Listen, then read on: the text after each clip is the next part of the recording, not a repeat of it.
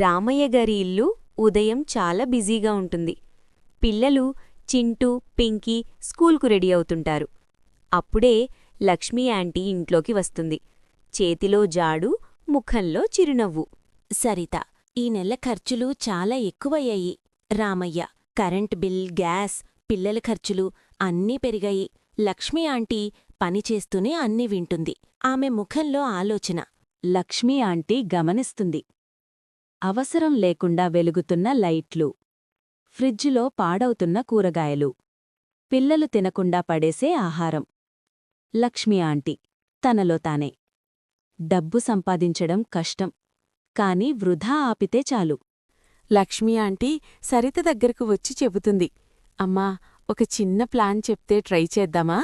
చెప్పు లక్ష్మీ అంటూ Saritha. Lakshmi aunty plan: అవసరమున్నప్పుడే లైట్ వాడాలి. వంట టైంలో గ్యాస్ వృధా చేయకూడదు.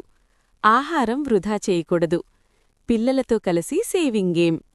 అందరూ ఆశ్చర్యంగా చూస్తారు.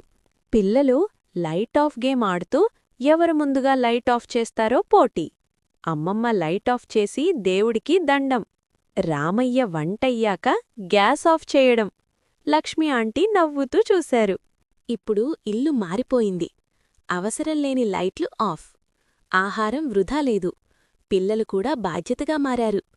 లక్ష్మీ ఆంటీ: అందరూ కలిస్తే సేవింగ్స్ సులువు. ఒక నెల తర్వాత సరిత ఖర్చుల బుక్ చూస్తుంది. సరిత సంతోషంగా: ఈసారి డబ్బులు సేవయ్యాయి. రామయ్య: ఇది లక్ష్మీ ఆంటీ ప్లాన్ వల్లే. సరిత లక్ష్మీ ఆంటీకి చెబుతుంది. నువ్వు మా ఇంటి మెయిడ్ కాదు, మా కుటుంబ సభ్యురాలివి అంటుంది. లక్ష్మీ ఆంటీ కళ్లలో ఆనందం.